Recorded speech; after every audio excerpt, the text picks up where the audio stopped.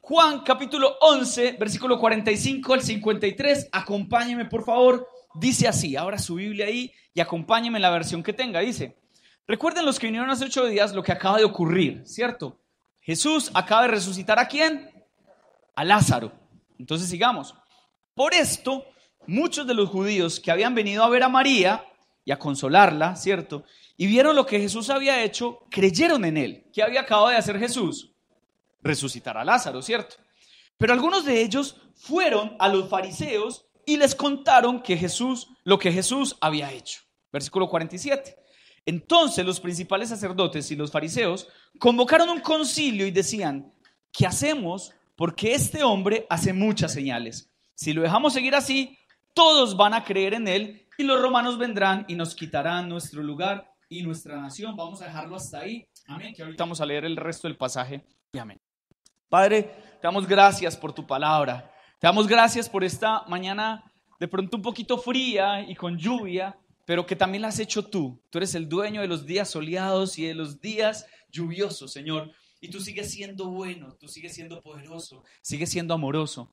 Hoy te pedimos que hables a nuestros corazones, que quites cualquier distracción, que quites cualquier prejuicio, preocupación, cansancio, enfermedad, cualquier cosa que pueda robar la palabra, Señor. Y hoy te pedimos, Señor, que seas tú trayendo nuevas fuerzas, trayendo sanidad, trayendo paz, Señor, colocando en nosotros corazones apacibles, Señor, y humildes para recibir tu palabra. Te pedimos que nos hables, Señor, que no salgamos de este lugar igual a como hemos llegado, que hables a nuestras vidas y que tu palabra traiga una transformación a nuestros corazones.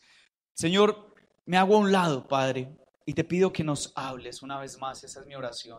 Te damos la gloria y la honra a ti, en el nombre de Jesús. Amén y amén. Como les decía hace un momento, ahorita vamos a leer el resto de pasajes, pero yo he titulado esta enseñanza, Comienza la hora. 2 puntos, lo que producen las obras de Jesús. Lo que producen las obras de Jesús. Esta es una continuación, o más bien el resultado del milagro del que acabamos de hablar o del que hablamos hace 8 días. Pregunta, ¿quiénes vinieron hace 8 días? Vamos a hacer el examen. Muy bien. Los demás, entonces le preguntan a los que levantaron la mano, ¿cierto? Pero es un mensaje muy conocido. Jesús resucita a su amigo Lázaro. Vimos que Jesús consuela a las personas que tienen dolor. Jesús llora con los que lloran. ¿Cuántos recuerdan eso? ¿Cierto? Y Jesús trae paz. Ahora, ese milagro era determinante porque aprendimos hace 8 días que Juan, el Evangelio de Juan, registra solo algunos milagros. ¿Quién me recuerda cuántos milagros registra Juan? 7. Preste la atención al número 7 en la Biblia, sin ser místicos, pues en medio de esto. Pero Juan pareciera que tuviera una obsesión con el número 7. Usted lo va a encontrar, ¿sí? Habla de los 7 yo soy de Jesús. Habla de 7 milagros o 7 señales. Vamos a ver varios 7 que vamos a encontrar en la Biblia, en el Evangelio de Juan específicamente. Pero este es el 7º milagro, donde Jesús resucita a Lázaro. Y eso arma el alboroto. Y dicho en las palabras de Juan, ¿cierto? Un poquito más juicioso. Juan dice, allí comienza la hora. La hora se refiere en el Evangelio de Juan al momento de muerte, crucifixión de Jesús y su glorificación. ¿Ok? Pero Juan nos deja algo muy claro en este evangelio y lo hemos venido viendo a la luz de estos meses, enseñando esta serie, y es que el obrar de Dios a través de su Hijo Jesús y a través de su Espíritu Santo siempre va a generar diferentes reacciones en las personas. Jesús se levanta, usted lee en Juan, y Jesús da un sermón y la gente reacciona de manera diferente, ¿cierto? Como en este caso, algunos están atentos, otros están meditando con los ojos cerrados, ¿cierto? Y otros están, no, es molestando, nadie está dormido, ¿cierto? Pero de todos modos revisa el que está a su lado, ¿sí? Pero siempre las palabras de Jesús causan un efecto. Pero no solo las palabras, también las obras de Jesús. Y esta no iba a ser la excepción, ¿cierto? Jesús lo expone en Mateo 13, eso lo predicamos el año pasado, donde la semilla es la misma, pero el resultado es diferente. Dice que un sembrador salió a sembrar, ¿cierto? Y Jesús explica que la semilla es la palabra de Dios. Pero como unos su corazón es como piedra, otros su corazón es como espinos, donde ahogan la palabra, ¿cierto? Y otros como el camino, donde la palabra es pisoteada. Pero otros son un buen terreno. Ahora, la semilla es la misma, pero lo que cambia es ¿qué? El corazón. Diga conmigo, la semilla es la misma, pero lo que cambia es ¿qué? El corazón, el terreno. Eso es lo que ocurre acá. Ahora, Juan nos está mostrando en su evangelio que Jesús, siendo Dios, aún con todos los milagros que pudiera hacer, hay personas que no creían. Me llama la atención, Jesús dice algo muy poderoso. Hay personas que hasta viendo un muerto resucitar no creen, ¿cierto? ¿Cuántos han visto la obra de Dios en sus vidas?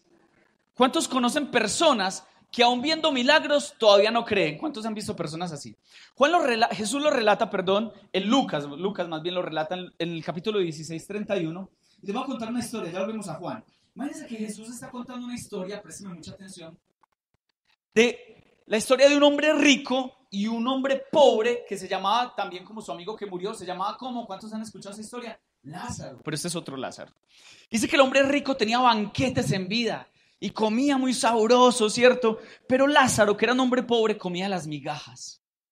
Ahora, no vamos a hacer la exégesis de ese pasaje, solo vamos a resaltar una parte. Dice que el hombre rico se fue al infierno, ¿cierto? Pero Lázaro, el hombre pobre, se fue al seno de Abraham, o sea, se fue al cielo. Dice que el hombre, en la historia que Jesús está contando, dice que el hombre rico ve a Lázaro y le dice, por favor, le dice a Abraham, dile a Lázaro que moje su dedo con un poquito de agua y venga y me moje la lengua, porque este lugar es de mucho tormento. Y entonces Abraham le dice, no hay ninguna comunión entre la luz y las tinieblas, no podemos pasar de aquí a allá, hay un peaje, es muy costoso, es como el de Vía Armenia. Entonces, no, mentiras, no vamos a poder pasar, ¿cierto? Eso también para dejarlo claro, aquellos que dicen como que, ay, los muertos vienen, no pueden venir, ¿cierto? No hay un paso. Pero hay algo real, y es que entonces Lázaro le dice, ok, entonces el rico le dice a Abraham, permite que Lázaro resucite, vaya y le cuente a mis familiares de que este lugar es un lugar de tormento para que no vengan acá. Y aquí Abraham contesta lo siguiente en palabras de Jesús. Jesús dice lo siguiente contando esta historia. Ellos tienen a Moisés y a los profetas, deben escucharlos. Pero se los voy a leer de una forma más textual. Mire cómo lo dice. Dice, mas Abraham le dijo, si no oyen a Moisés y a los profetas, tampoco se persuadirán, aunque alguno se levante de los muertos. Hay gente que ni siquiera viendo un muerto levantarse creen. Hay gente que las obras de Jesús pueden ser muy poderosas y aún así no creen. A mí me llama la atención esa gente que cree que Jesús es un mago, ¿cierto? Y entonces están esperando que Jesús haga un milagro, ¿cierto? Como, ¡puf! Ay, y entonces si Jesús es tan poderoso que me devuelva a mi esposo o a mi esposa. Si Jesús es tan poderoso que me gane la lotería. Si Jesús es tan poderoso que haga este milagro. Y Jesús no es mago. Jesús hace milagros, pero no hace magia. Y los milagros, lo hemos dicho a través del Evangelio de Juan, tienen un propósito y es conocerlo a Él. Así que, si tú estás a la espera de un milagro, seguramente Dios lo va a hacer. Pero en ese proceso, el resultado será que tú puedas conocer a Dios en esa área. Pero hay gente que aún viendo milagros no creen. Y vamos a ver qué ocurre o cuál es el resultado de las obras de Jesús. Porque ya lo vimos en todos los pasajes que hemos aprendido de Juan. Dice que algunos eran incrédulos, otros eran creyentes. Juan dice que otros eran discípulos. Juan dice que otros viendo las obras de Jesús o las palabras de Jesús eran hijos del diablo. Otros eran ovejas del buen pastor. Pero así como sus palabras tienen un efecto, sus obras también. Y yo quiero hacer una ilustración antes de ir a los 3 famosos puntos. Una ilustración que usaban en la antigüedad. En la antigüedad los artesanos usaban esta ilustración y le decían a sus aprendices, le decían lo siguiente. Así como el sol derrite la cera, ese mismo sol endurece el barro. Y el sol que endurece que derrite la cera, la hace moldeable, ¿cierto? La hace fácil de manejar. Pero ese mismo sol al barro lo vuelve duro, difícil de moldear. Y aquí valdría la pena preguntarnos, ¿qué hacen las obras de Jesús en nuestras vidas? O sea, ¿nos derriten el corazón y nos enamoran más de Dios o nos endurecen? Porque ¿cuántas obras más tienes que ver para que tu corazón sea rendido delante de Jesús o nuestros corazones? Vamos a ver 3 reacciones ante el poderoso milagro de Jesús de haber resucitado a Lázaro, ¿ok? Vamos a ver 3 reacciones y vamos a ver cómo nos podemos identificar tú y yo. Y esta enseñanza, como siempre, responde a una pregunta. ¿Qué producen las obras de Jesús en otras personas? ¿Qué producen las obras de Jesús en nosotros? Lo primero que yo veo está en los versículos 45 y 46, y ya les voy a decir el título de ese primer punto. Dice, por esto muchos de los judíos que habían venido a ver a María y vieron lo que Jesús había hecho, creyeron en él. Pero algunos de ellos fueron a los fariseos, no falta el qué. ¿Quién dijo que el sapo? No falta el comunicador. Pero algunos de ellos fueron a los fariseos y le contaron lo que Jesús había hecho. Lo primero que yo veo que causan las obras de Jesús es que provocan fe. Ya lo habían puesto, muy bien. ¿Qué provocan las obras de Jesús? Fe. Es lo primero que yo puedo ver. Ahora, estos judíos que terminaron creyendo en Jesús vieron cómo su agenda fue cambiada.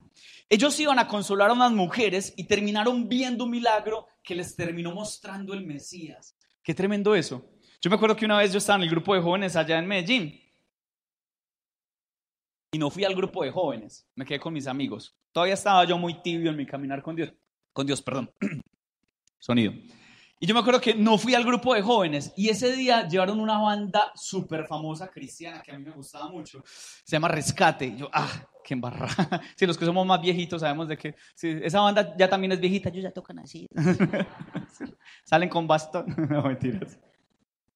Pero yo me acuerdo que me lo perdí. Yo, qué embarrada. Pero imagínese usted estar así como a lo de la vivienda, en el lugar equivocado.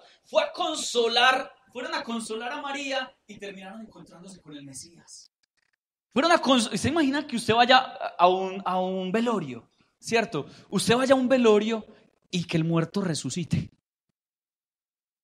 ¿A cuánto les pasa? No, pues, ¿a cuánto le ha pasado? No creo, ¿cierto? Haz preguntas, pastor.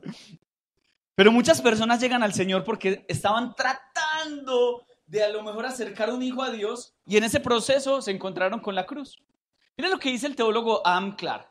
Dios nunca permite que los hombres hagan algo por un principio de bondad hacia los demás sin que sea un instrumento de bien para ellos mismos. Dicho de otra manera, lo que Adam Clarke está diciendo es que cuando usted está haciendo el bien a otros, usted también recibe bien. Y ellos fueron a consolar a estas mujeres y terminaron topándose con el Mesías. Qué impresionante, ¿cierto? A mí me ha tocado ver eso aquí en el caminar con Dios.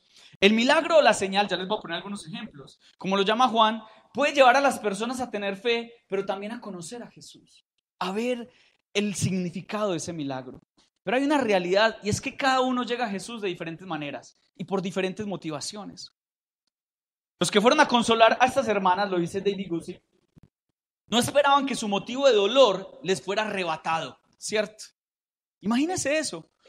Yo les conté hace 8 días cómo vivían los funerales los judíos, ¿cierto? Se echaban ceniza, vestían de negro, ¿cierto? Contrataban gente para que lloraran los funerales. Ustedes saben que eso también se hacía hasta hace muy poco, ¿cierto? Con los endechadores se llamaban. Contrataban gente para que lloraran los funerales. ¿Cómo sería eso? ¿Cierto?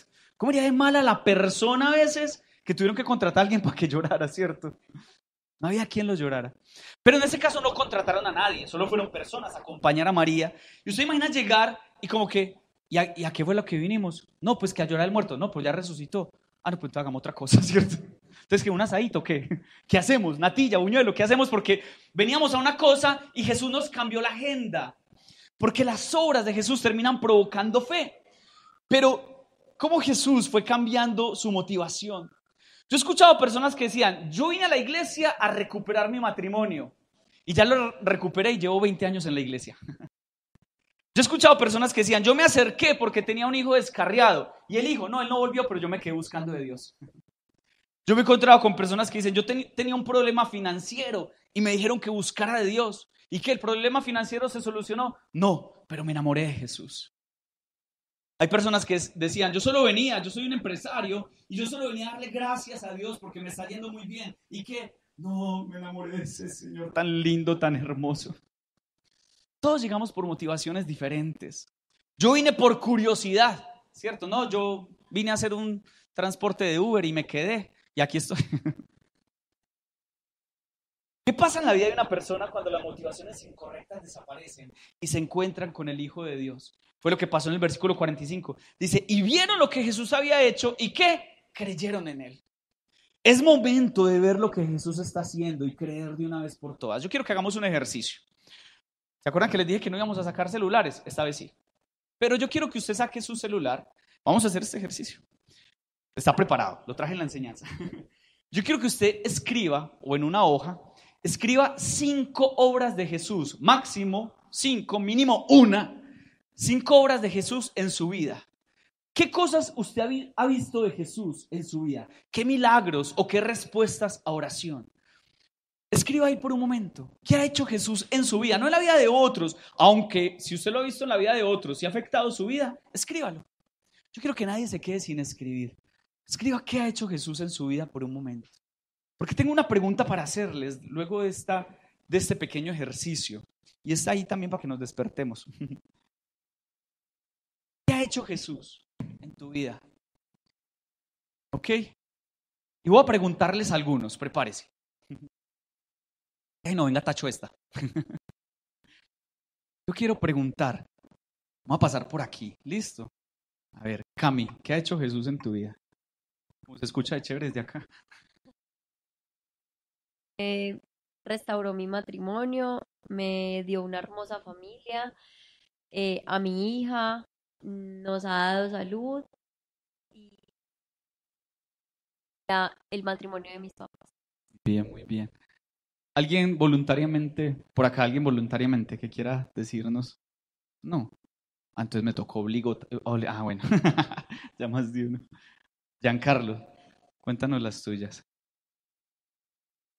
Bueno, suena muy fatalista, pero el Señor me ha sanado, me ha salvado en mi vida unas 5 veces de morir. Una de esas que fue la más notoria fue cuando el avión de Avianca en el 89 llevaba una bomba que puso Pablo Escobar. Yo iba a tomar ese avión y a última hora me fui. Sí. Wow, qué bendición. ¿Ya? Otro. Sí. Nati, ya voy donde Nancy. Cuando conocí a Jesús, yo nací con asma y cuando conocí a Jesús, al poco tiempo Él me sanó. Nunca más me volvió a dar. Jesús sanó su alma y su asma. Muy bien, gracias. Gracias, Nati. Venga, Nancy, que levantó la mano. Bueno, varias cosas. Primera, me trajo a Pereira de Bogotá y estoy súper feliz. La segunda, me regaló muchos amigos. Yo en Bogotá vivía muy sola y acá me regaló 100 amigos. Y la tercera, me ubicó en un sitio para trabajar excelente que muchas personas desearían. Y eso es lo más hermoso porque todo lo que está haciendo en ese lugar se ve su mano sobre mi vida.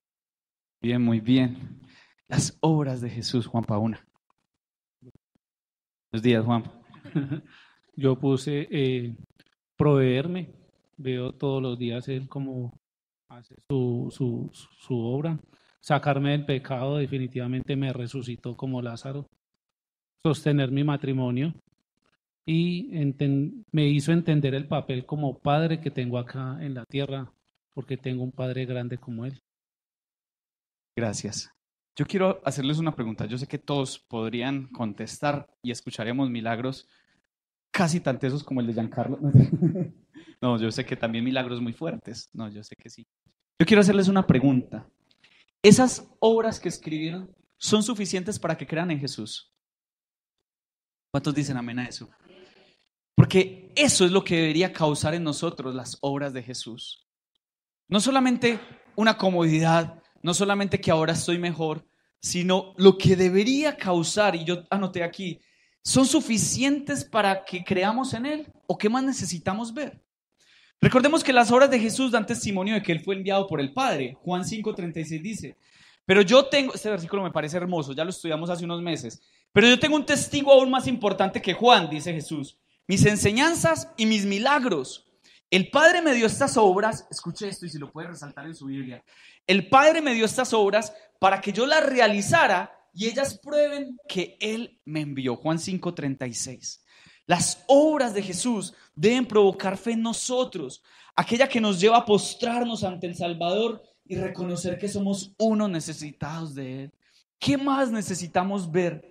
A mí me encanta, y esto lo he mencionado en otras ocasiones, Lucas 5, del 8 al 9, donde Jesús hace el milagro de la pesca milagrosa. Perdona ahí la redundancia, ¿cierto? La obra de la pesca milagrosa.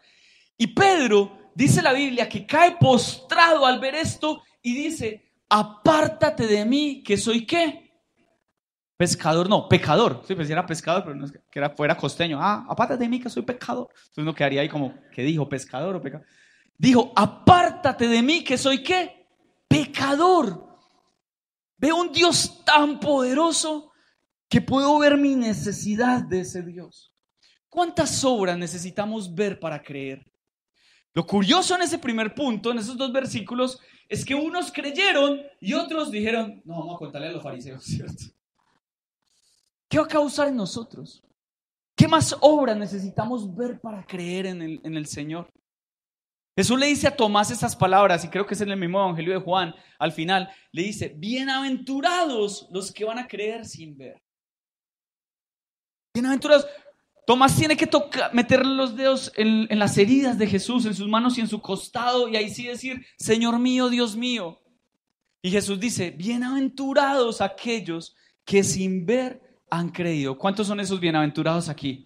Amén. Ya hemos visto obras de Jesús y lo primero que producen las obras de Jesús fue que provocan fe. ¿Cuál será tu reacción al ver las obras de Jesús en tu vida? Porque hay un segundo grupo y hay una segunda reacción. Vamos a verla. Y están los versículos 47 al 52. Miren esto y vamos a ver con cuál de ellas nos identificamos. La primera son los que creen al ver las obras de Jesús. Pero la segunda está en el versículo 47 al 52. Dice, entonces, cuando les llegó el mensaje a los fariseos, dice, entonces los principales sacerdotes y los fariseos convocaron a un concilio, a un Sanedrín, y decían, ¿qué hacemos? Presten atención a este pasaje que está muy tremendo. Porque este hombre, hablando de Jesús, hace muchas señales o milagros. Si lo dejamos seguir así, todos van a creer en él y los romanos vendrán y nos quitarán nuestro lugar y nuestra nación. Recuerden que Jerusalén, Israel, estaba sometido bajo el imperio romano. Pero uno de ellos, Caifás, que era sumo sacerdote ese año, les dijo, ustedes no saben nada, ni tienen en cuenta que les es más conveniente que un hombre muera por el pueblo y no que toda la nación perezca. Ahora bien, no dijo esto de su propia iniciativa, sino que siendo el sumo sacerdote ese año, profetizó que Jesús iba a morir por la nación, y no solo por la nación, sino también para reunir en uno a los hijos de Dios que están esparcidos. Así que desde ese día planearon entre sí matar a Jesús. Lo segundo que yo veo que provocan las obras de Jesús, lo primero que es, ¿qué provocan las obras de Jesús? Fe. Pero lo segundo, yo lo titulé, incomodan al egoísta. Ya les voy a decir por qué. Resulta que el Sanedrín o el concilio, la palabra Sanedrín en griego era concilio o asamblea, y estaba compuesto por 70 sacerdotes más el sumo sacerdote, o 70 ancianos más el sumo sacerdote, o sea, 70 más 1. Y estaba compuesto por 2 grupos. Los fariseos, escúcheme esto porque vamos a aprender aquí algo muy importante, que nos va a ayudar a entender muchos pasajes en la Biblia del Nuevo Testamento. Estaban los fariseos y los que, ¿cómo se llama el otro grupo? Los saduceos, muy bien, los que están en el instituto. Los fariseos no era como hoy en día decimos, uy, usted es mucho fariseo, ¿cierto? Pues, pero no en una, perdón, ahí se me salió lo ñero paisa, ¿cierto? Lo valija, ¿cierto? Pero hoy en día decimos fariseo para decir que una persona es muy torcida, ¿cierto? Como que, uy, se me torció, mucho fariseo, ¿cierto? No me guardaste ya el pico, ¿cierto? Algo así. Pero los fariseos eran un grupo extremadamente religioso. La preocupación de los fariseos, ya vamos a hablar de los otros, pero la preocupación de los fariseos era que Roma les permitiera vivir la ley de la forma tan rigurosa que ellos la vivían. Tenían más de 600 leyes. Imagínense, uy, qué difícil vivir así, ¿cierto? Ellos vivían impecables. Usted no veía un fariseo por allá todo desordenado, ¿cierto? Usted no los veía en tenis. Usted los fariseos los veía todos organizaditos, impecables. Todo era pecado para ellos. Entonces ellos decían, si los romanos vienen, no nos van a dejar vivir así. Porque nos van a obligar a comer lo que ellos comen, que es comida impura. Nos van a obligar a mezclarnos con gente que nos va a quitar nuestra pureza. Esos eran los fariseos. Pero había un segundo grupo que se llamaban como los saduceos. Y esos eran un poquito más peligrosos, porque los saduceos eran la aristocracia de la época, o sea, eran los que gobernaban, esos sí eran más políticos, y eran los que gobernaban porque se creía que eran los que más sabían. Eso era antiguamente la aristocracia. Eran la élite de la sociedad, eran hombres ricos, eran de esos que, yo no sé cuántos han visto cuando llegan equipos de fútbol. ¿Cuántos han visto los futbolistas? A mí me llama mucho la atención porque andan siempre como con una riñonera y así con las gafitas oscuras y van caminando así. Yo no sé por qué los futbolistas caminan siempre así. ¿No lo han visto? Como que, ¿cierto? Como el bailecito ahí todo calime. Entonces, y como que todos estaban alrededor y todos pidiéndoles autógrafos y todos como que cuida. Ay, no, aquí hay un futbolista, perdón. No, tú no. Perdón, macho. Entonces, no, tú no. Pero me embale. Sigamos. Pero eran la élite los saduceos, nadie se metía con ellos. Imagínense que la mayoría del Sanedrín eran saduceos. ¿Cuál era la preocupación de los saduceos respecto a Roma? Les voy a decir, que los romanos les quitaran su estatus. Entonces eso tiene más sentido. Las obras de Jesús incomodaron a los egoístas. ¿Por qué? Porque ellos decían, si Jesús sigue haciendo milagros, preste atención que esto tiene mucho sentido. Si Jesús sigue haciendo milagros, van a venir los romanos, mucha gente va a creer en Jesús, lo van a coronar como rey y el emperador romano no va a querer una competencia. Entonces, ¿qué van a hacer? Nos van a armar la guerra y nos van a quitar a nosotros nuestro estatus. ¿Ven la preocupación? Y saben que hay personas que las obras de Jesús los incomodan. ¿Saben por qué? Porque les quita porque mueve su egoísmo, incomodan su egoísmo. Se los voy a decir de esta manera. Miren, voy a hablar un poquito más de los saduceos. Eran tan arrogantes que el historiador Josefo dice que ellos se trataban mal entre ellos y trataban mal a los demás. Y el versículo 49 nos lo demuestra. Miren lo que dice el versículo 49. Él les dice, en la TLA le dice, ustedes sí que son tontos. Así se trataban los saduceos. Además de eso, en otra versión dice, sois estúpidos y tenéis la cabeza vacía. Ah, bonita forma de llamarse los saduceos entre ellos. Eran arrogantes en su carácter y eso era totalmente opuesto a la bondad de Jesús. Su preocupación estaba latente. Ellos decían, los romanos van a venir y nos van a quitar nuestro lugar y nuestra nación. Y el lugar se refería al templo. Ahora, aquí hay algo muy chistoso. Porque ellos no juzgaban con ética, sino por sus propios intereses. Tenían temor de perder el templo y con ello su posición en la sociedad. Porque las obras de Jesús incomodan al egoísta. Yo he visto personas, y estos ejemplos que les voy a poner son de la vida real, de personas de otras iglesias, no de acá, pero los he escuchado. Una vez escuché una persona que decía, mi esposa antes salía conmigo a rumbear y no tenía problemas con la forma en que vivíamos. No me conviene que vaya a esa iglesia porque ella ahora llama malo lo que antes veía como bueno. Caso de la vida real. En otras iglesias, aquí no. Escuché una vez una persona que me dijo, mi socio ahora le dio porque legalizáramos la empresa. Desde que empezó a ir a esa iglesia, ahora le dio porque arregláramos la contabilidad de la empresa. Llevamos años haciéndolo así y esa iglesia me está afectando como que mis negocios. Esta la escuché cuando pastoreaba jóvenes en la 27 con la iglesia que va al lado del Sena. Una mujer, yo recuerdo que fue a la iglesia y me dijo, mi hija está perdiendo su juventud en esa iglesia. 6 meses después, esta mujer llegó a la iglesia diciendo, por favor oren por nosotros, porque mi hija se está perdiendo en el mundo. Esta también la he escuchado en otras iglesias. Luego de 2 años en unión libre, a mi novia le dio porque queremos casarnos desde que empezó a buscar de Dios. Porque déjeme decirle, las obras de Jesús en la vida de las personas generan incomodidad. Nos incomodan de nuestro estilo de vida en el que queremos seguir viviendo. Eso es algo que los teólogos llaman la trágica ironía. Y el mejor ejemplo era cuando la dramática ironía o la trágica ironía era cuando habían personas en teatro antiguamente que actuaban algo y decían un guión que no sabían lo que estaban diciendo, pero las otras personas sí lo entendían. Y en ese pasaje, el sumo sacerdote dice lo siguiente, tenemos que matar a Jesús, porque si no, nos van a acabar con nuestra nación y van a acabar con nuestro templo.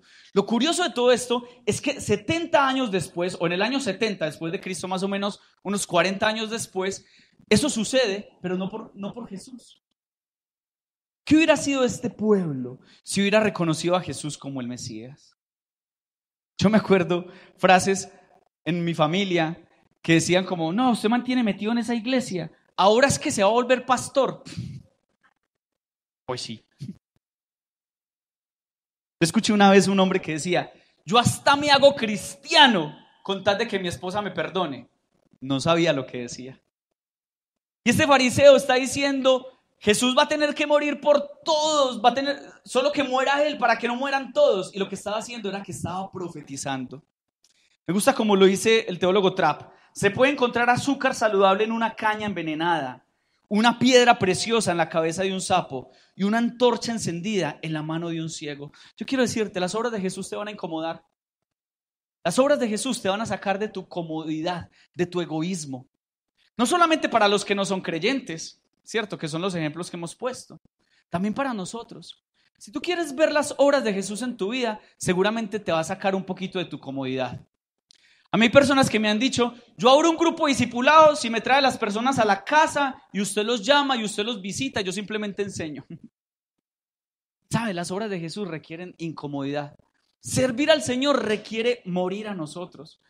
O si no, venga los domingos a las 8 de la mañana y vea una cantidad de hombres y mujeres desde temprano barriendo, trapeando, organizando, orando, organizando los salones de los niños. Porque hemos entendido o han entendido que el camino, organizando la tienda, el staff, todo el parqueadero, ensayando. Porque entendemos que las obras de Jesús nos sacan un poquito de nuestra comodidad. Nos incomodan un poquito. Porque Dios nos está llamando a ir un poquito más allá, ¿cierto? No es como que, Jesús llegó a mi vida y me puso todo patas arriba. A lo mejor lo que para ti era patas arriba, perdónenme la expresión, sea el orden correcto de Jesús. Poner en orden tu empresa, llevar en orden a tus hijos, ¿cierto? Vivir a la luz, caminar con una moral bíblica. No una moral que me haga superior, sino una moral bíblica. ¿Cuál es nuestra brújula moral? ¿Cuál es nuestra brújula moral? Yo lo digo de esta manera. Nosotros como creyentes, a veces nuestra brújula moral está un poquito más lejos porque no queremos que las obras de Jesús nos incomoden. Entonces llega el guarda y nos dice, ¿cierto? Caballero, ¿cómo le va? ¿Cierto? Y entonces uno como que, empieza uno a revisar, pico y placa, ¿cierto? Y entonces llega y le pregunta el fariseo iba a decir, el guarda, el saduceo, llega el guarda y le dice, hoy me embalé con los futbolistas y con los de tránsito, ya. Llega el guarda y le dice, ¿usted sabe por qué lo paré? Y usted como, no, ¿por qué? No, porque está en pico y placa. Y entonces usted como que, y entonces tiene los papeles y saca los papeles y dice como, señor Santander, su cédula no está como muy rara, 500000. ¿Lo entendieron? Y piensen esto, usted como cristiano pone la brújula moral más lejos porque usted dice, ¿qué tiene de malo? Le doy 50,000, me ahorro lo de los patios, me ahorro el parte, ¿cierto? Pues yo simplemente... Pues es que mi carro para llevar a mis niños al colegio, es con lo que trabajo, ¿cierto? No le estoy haciendo daño a nadie. Pero queremos salir de nuestra incomodidad, porque hacer las obras de Jesús, hacer lo bueno, requiere incomodarnos. Requiere que, como lo decía hace 8 días, prendamos la luz donde estemos, donde quiera que estés. Y yo no estoy hablando de nadie específicamente, yo no sé cuántos sacan el Santander, ¿cierto? Pero yo quiero que pensemos por un momento, porque estos hombres no querían que Jesús los incomodara. Estos hombres decían, si quiere vaya a hagan milagros en otra parte, pero acá no, porque los romanos nos van a quitar nuestro lugar, ¿cierto? Siga buscando de Dios, pero no venga a cambiarme las reglas en mi familia, ¿cierto? Porque acá sagradamente todos los diciembres lo vivimos de esta manera. No venga a decir que entonces ahora en diciembre vamos a hacer una oración y a comer y me voy a levantar el otro día sin dolor de cabeza. ¿Cierto? Porque a mí no me va a cambiar mis tradiciones. Porque no nos gusta que Jesús nos incomode. No nos gusta que Jesús nos empiece como a tallar el zapato. No nos gusta eso a nosotros como seres humanos. Y miren, Caifás, el sumo sacerdote, hace algo muy particular. Pareciera que él está protegiendo al templo, al pueblo, ¿cierto? Pareciera que los está protegiendo. Pareciera que lo que está haciendo es bueno. Pareciera un buen pastor, como el que hablamos hace unas semanas, que Jesús dijo en Juan 10, pero se equivocó en un pequeño detalle, porque el buen pastor no manda matar a otro, el buen pastor muere por sus ovejas. Y ahí se pifió Caifás. Los que no saben de qué estamos hablando, escuchen las predicas en YouTube. Pero en Juan 10 Jesús dijo, el buen pastor la vida da por las ovejas. Jesús estaba dispuesto a morir por ellos, a protegerlos, pero muriendo por ellos. Pero Caifás quería protegerlos matando a Jesús. No está dispuesto a morir a su incomodidad. Porque lo que hacen las obras de Jesús, lo primero es que generan fe. Pero yo quiero preguntarte si las obras de Jesús están generando fe en ti o te están incomodando. Porque aquí no se trata de una religiosidad. Y yo sé que algunos ejemplos que yo pongo pueden ser incómodos. Para algunos, no sé para quién. Yo no predico con nombres propios. Pero yo quiero que tú puedas revisarte. Y yo lo hago.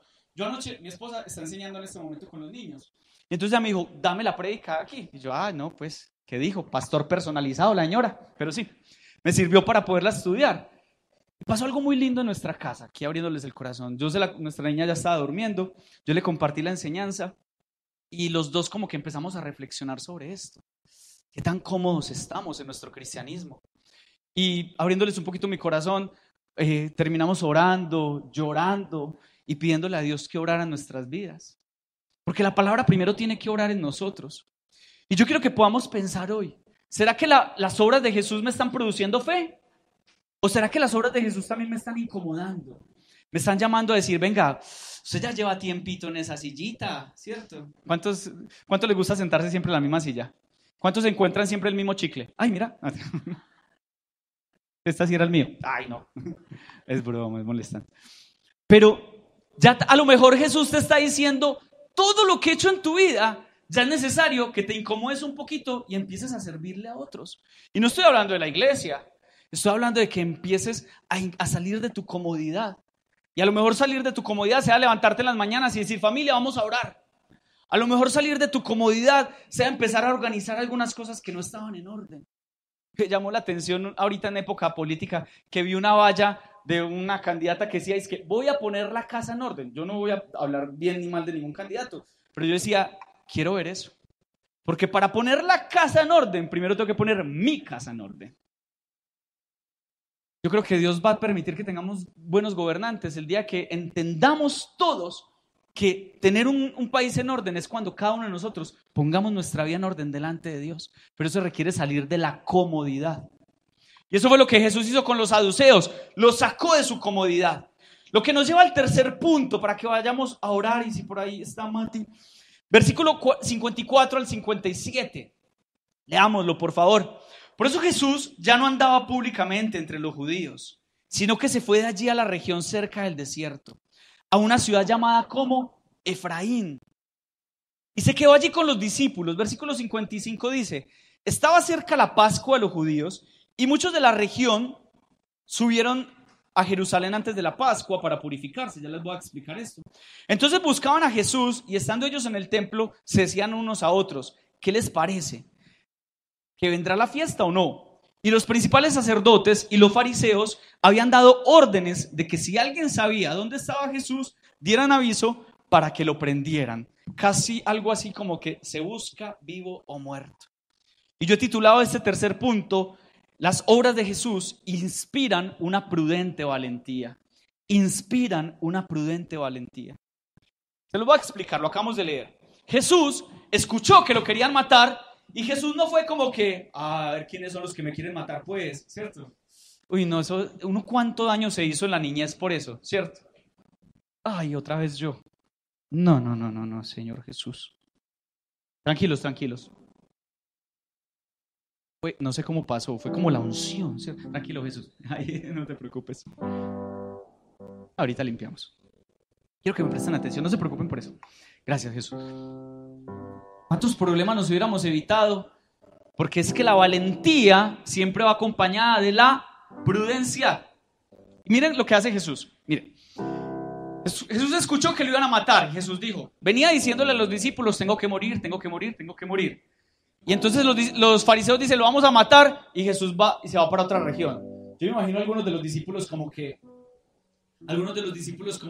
Jesús, pues si usted dijo que iba a morir y lo van a matar, pues vamos, ¿cierto? Y Jesús dijo, no. Porque una vez más Juan nos deja claro que Jesús no se mueve de acuerdo a las agendas humanas. Hay que ser valiente para tomar algunas decisiones, pero también hay que ser prudente. Y eso es lo tercero que provocan las obras de Jesús, una prudente valentía. Jesús no jugaba con el peligro de manera innecesaria. Él está dispuesto a entregar su vida, pero escuche esto, pero no a malgastarla. Faltan desde acá hasta la muerte de Jesús casi 10 capítulos en el Evangelio de Juan para que él muera. Y es por eso que Jesús actúa de una manera prudente y aún con valentía. Porque la hora de su muerte no la iban a determinar ellos, sino el Padre.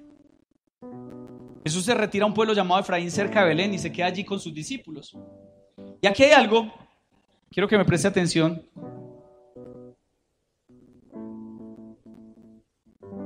La Pascua, cuando los judíos iban a celebrar la Pascua, llegaban semanas antes. Porque imagínense que para celebrar la Pascua había que estar puros. ¿Se acuerda que ellos se contaminaban con cualquier cosa? Hasta con el sudor. Imagínense esto. Aquí todos estaríamos más contaminados.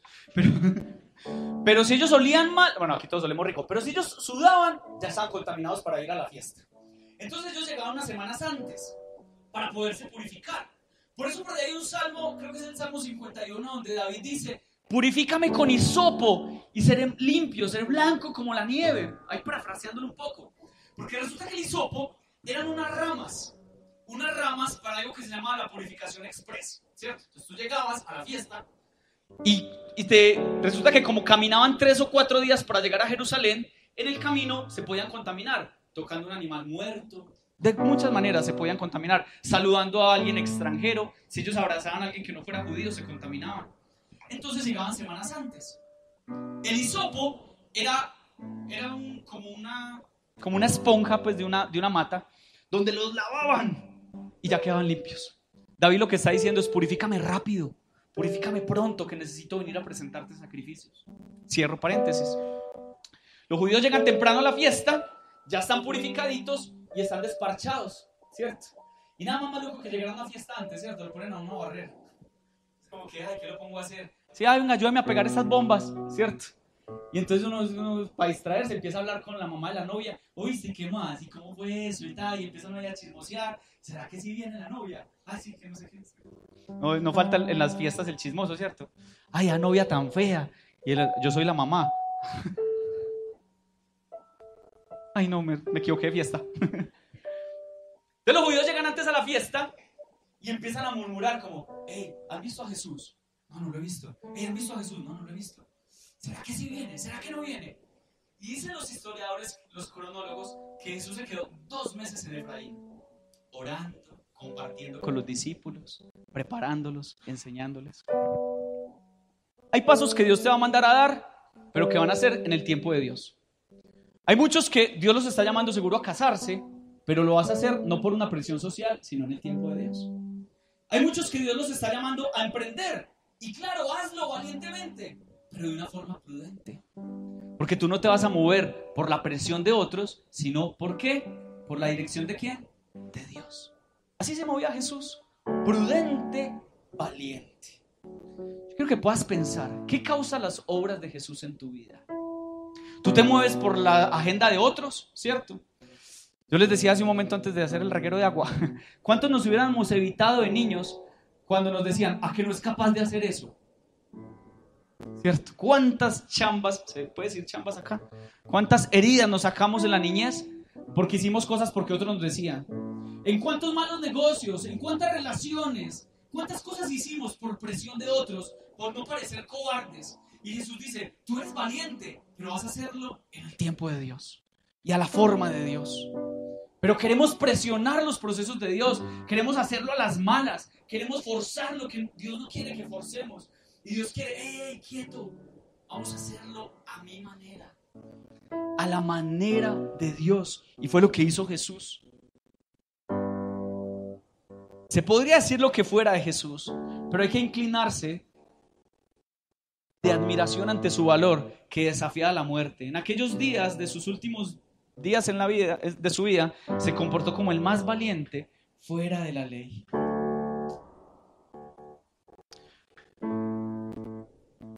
Yo quiero ir a la conclusión.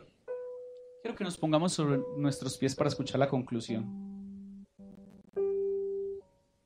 Mero reguero, no me van a volver a dar agua.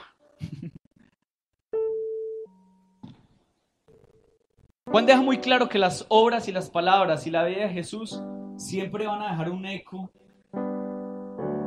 que va a causar algún efecto en nuestras vidas. Yo quiero preguntarte una vez más, ¿qué ha causado las obras de Jesús en tu vida? ¿Qué ha causado? Hoy es un buen momento para que reflexionemos en la siguiente dirección. ¿Puedo identificar las obras de Jesús en mi vida o en la vida de otros? Piensa por un momento en eso. ¿Puedes identificar lo que Jesús ha hecho en tu vida? ¿Qué provocan estas obras en tu vida? ¿Provocan fe? ¿Será que las obras de Jesús están afectando tu fe? ¿Están amenazando nuestra comodidad? ¿O nos están inspirando a movernos valientemente en la voluntad de Dios y no en lo que otros hombres nos están llamando a hacer? Tú no tienes que demostrarle nada a nadie. Le dicen a uno, no pues que cristiano, no que tiene mucha fe, hágale, láncese. Y usted dice, no, Dios no me ha movido a hacerlo. No que muy hijo de Dios, aparezca en la fiesta. Pues, si igual usted va a morir por la humanidad.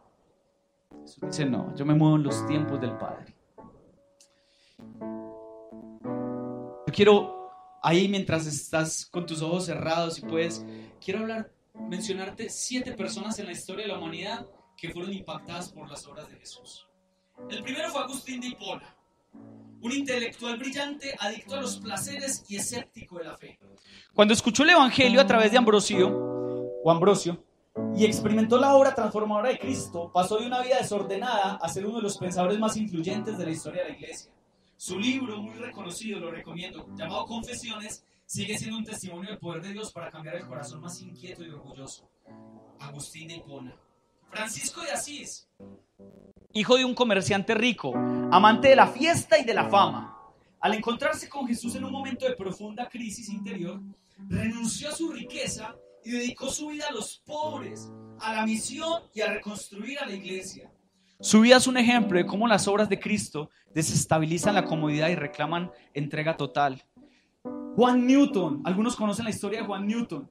Fue este comerciante de esclavos violento, blasfemo y endurecido. Y cuando sobrevivió una tormenta en alta mar, reconoció la misericordia de Dios y su vida fue transformada. Se convirtió en pastor y defendió la causa de la esclavitud y escribió aquel famoso himno Amazing Grace, o Sublime Gracia. C.S. Lewis, ateo convencido y racionalista, y tras un proceso intelectual y espiritual profundo, confesó que se rindió a Cristo. Como el más desanimado y reacio de los conversos de Inglaterra, dijo él, se convirtió en uno de los escritores cristianos más influyentes del siglo XX.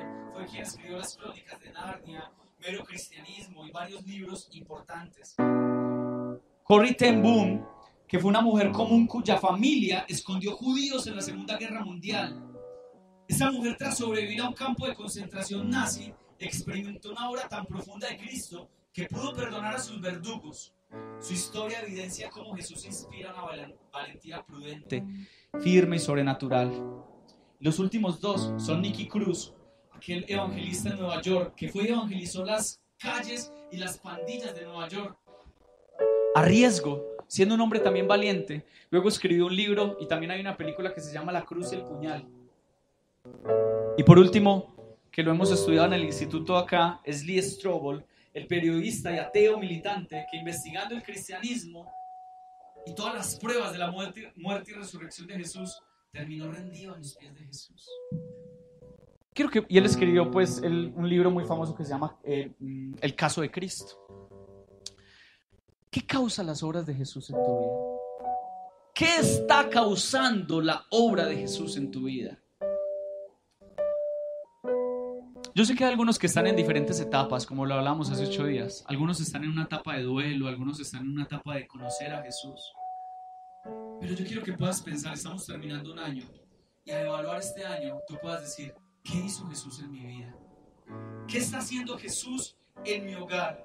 ¿Soy el mismo o soy la misma de enero de 2025? ¿O mi cristianismo ha avanzado? Mi vida ha sido transformada. He tomado decisiones que me acercan más a Jesús. He crecido en fe, Mi incomodidad está siendo confrontada. He crecido como una persona valiente, pero prudente. Quiero que podamos adorar al Señor unos minutos más mientras reflexionamos sobre esta palabra.